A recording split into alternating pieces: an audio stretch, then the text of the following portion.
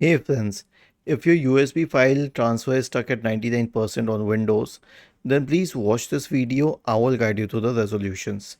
The first solution is to restart Windows Explorer. Now, how would you do that? Search for Task Manager in the Windows search bar and open Task Manager.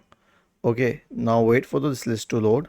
Right click on Windows Explorer and then select Restart. The next one is to temporarily disable the antivirus.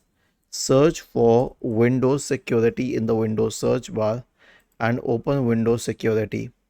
Now go to the Virus and Threat Protection tab, select Manage Settings, and then turn off real-time protection for a while. Then do your job and then finally turn it on. And lastly, change file options.